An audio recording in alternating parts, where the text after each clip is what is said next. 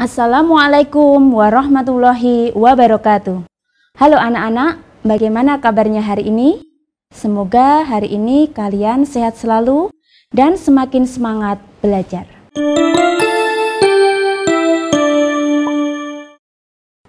Hari ini kita akan belajar bersama kembali tentang materi kelas 4, tematik, tema 6, muatan PPKN. Anak-anak, pada semester sebelumnya, kita sudah mempelajari tentang materi keberagaman di Indonesia. Hari ini kita akan mengingat kembali tentang materi keberagaman yang ada di Indonesia. Berikut keberagaman karakteristik individu dalam kehidupan sehari-hari. Anak-anak, setiap individu memiliki cita-cita yang berbeda-beda. Keragaman cita-cita ada karena setiap individu memiliki karakteristik yang berbeda-beda, seperti budaya, hobi, dan sifat. Di samping itu, sumber daya alam yang ada di sekitar juga akan mempengaruhi cita-cita yang ingin dicapai nantinya. Anak-anak, apakah kalian tahu apa manfaat dari keberagaman sifat individu yang ada di sekitar kita? Manfaat tersebut antara lain, yang pertama yaitu dapat saling melengkapi kekurangan masing-masing. Yang kedua, dapat saling bertukar ide atau pendapat. Yang ketiga, dapat memberikan saran atau kekurangan masing-masing. Dan yang terakhir, dapat belajar hal-hal baru, terutama untuk meneladani sifat yang positif. Anak-anak, sebelum Bu Guru melanjutkan materi hari ini, Bu Guru akan bertanya, apakah kalian sudah mempunyai cita-cita yang ingin diraih suatu saat nanti? Ya, tentunya kalian sudah mempunyai cita-cita yang mulia, yang berbeda-beda, yang akan kalian raih suatu saat nanti. Sebenarnya, apa yang dimaksud dengan cita-cita? Ya, cita-cita merupakan impian yang ingin kita wujudkan.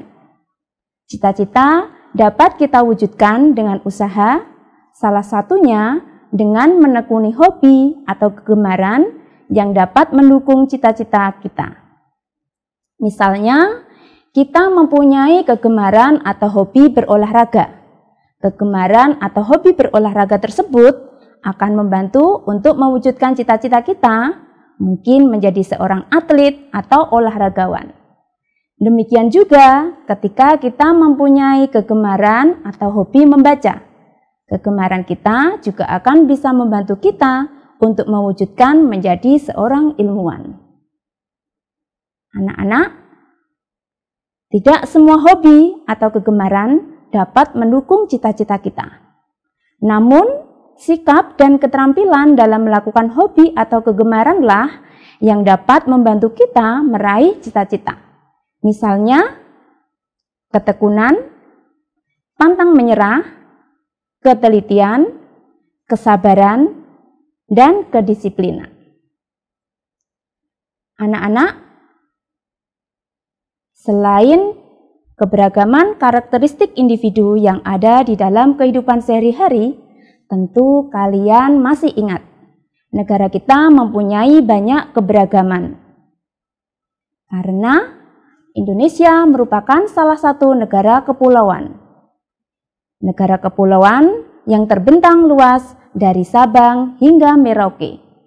Hal ini menjadikan Indonesia kaya akan berbagai suku, ras, dan agama. Setiap daerah di Indonesia tentunya memiliki keunikan yang berbeda-beda. Indonesia memiliki bahasa daerah yang berbeda sesuai dengan daerah dan suku yang ada di Indonesia. Selain bahasa daerah, Indonesia juga memiliki keragaman makanan khas. Makanan khas dan bahasa daerah tersebut menjadi ciri khas masyarakat di suatu daerah. Anak-anak, apa saja manfaat mengenal dari bahasa daerah dan makanan khas yang ada di Indonesia? Manfaat tersebut antara lain, yang pertama, dapat menghargai keragaman di sekitar kita. Yang kedua, dapat menikmati makanan khas yang ada di Indonesia. Manfaat yang ketiga yaitu dapat berkomunikasi dengan keluarga besar menggunakan bahasa daerah. Dan yang terakhir, dapat mempromosikan makanan khas daerah asal kepada orang lain. Anak-anak, selain keberagaman suku, ras, agama, keberagaman karakteristik individu, tentunya kalian juga sudah tahu bukan? Di negara kita banyak terdapat keberagaman agama. Negara kita merupakan negara yang beragama.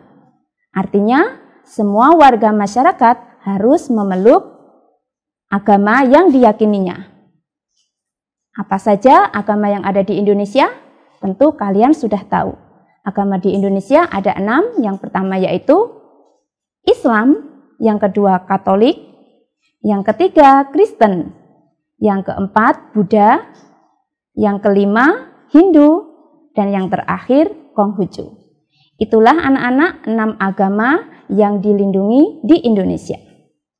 Mari kita simak penjelasan masing-masing agama yang ada di Indonesia.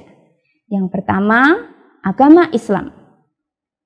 Agama Islam mempunyai tempat ibadah masjid, kitab sucinya yaitu Al-Quran, dan mempunyai perayaan hari besar keagamaan di antaranya Hari Raya Idul Fitri dan Hari Raya Idul Adha.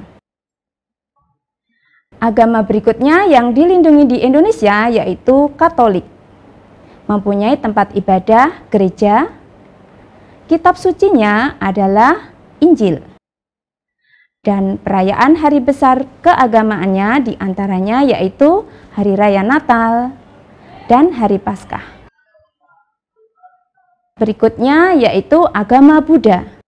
Agama Buddha mempunyai tempat ibadah wihara. Kitab sucinya adalah Tripitaka. Dan perayaan hari besar keagamaannya diantaranya yaitu Hari Raya Waisak dan Hari Raya Katina. Agama berikutnya yaitu agama Hindu, mempunyai tempat ibadah pura. Kitab sucinya yaitu Weda. Dan perayaan hari besar keagamaannya diantaranya Hari Raya Saraswati dan Hari Raya Nyepi. Berikutnya adalah agama Kristen. Tempat ibadahnya tentunya anak-anak sudah tahu yaitu gereja. Kitab sucinya adalah Injil dan perayaan hari besar keagamaannya antara lain Hari Raya Natal dan Jumat Agung. Agama berikutnya yaitu agama Konghucu. Tempat ibadahnya adalah Klenteng. Kitab sucinya adalah Sisuwuching. Dan perayaan hari besar keagamaannya diantaranya yaitu Tahun Baru Imlek dan Cap Gomeh. Itulah anak-anak 6 agama yang dilindungi di negara kita. Anak-anak, karena kita mempunyai keberagaman yang sangat berbeda-beda, tentunya kita harus melakukan perilaku yang dapat menciptakan persatuan dan kesatuan. Perilaku apa saja? Di antaranya yang pertama yaitu tidak memilih-milih teman. Yang kedua, kita bisa melakukan dengan tidak memaksakan agama kepada orang lain. Dan yang terakhir, tidak mengganggu teman yang sedang beribadah. Itulah anak-anak beberapa perilaku yang dapat kita lakukan untuk menciptakan persatuan dan kesatuan dalam keberagaman. Anak-anak, kalian sebagai pelajar tentu harus dapat mewujudkan persatuan dan kesatuan dengan menerapkan perilaku yang baik di sekolah maupun di tempat tinggal. Apa saja perilaku yang dapat kita lakukan di sekolah? Yang pertama yaitu berteman tanpa membeda-bedakan ras, suku, dan agama. Yang kedua, belajar kelompok dalam mengerjakan tugas. Dan yang ketiga, kita bisa melakukan dengan menaati peraturan di sekolah. Yang keempat, saling menghormati dan menghargai antar warga sekolah. Yang kelima, saling tolong-menolong. Dan yang terakhir, menghindari bullying. Apa itu bullying? Yaitu tindakan mengejek, mencela, dan mengucilkan teman. Lalu, apa saja hal yang dapat kita wujudkan, kita lakukan di lingkungan tempat tinggal? Yang pertama yaitu menyelesaikan masalah dengan musyawarah. Yang kedua, menjaga ketertiban dan kebersihan lingkungan. Yang ketiga, menaati peraturan yang berlaku di lingkungan sekitar.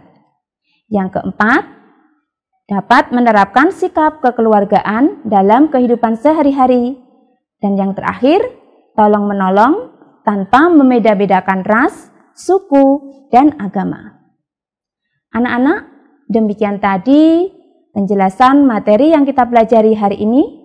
Semoga bermanfaat. Sampai berjumpa pada pertemuan berikutnya. Ingat, tetap jaga kesehatan dan semakin semangat belajar. Wassalamualaikum warahmatullahi wabarakatuh.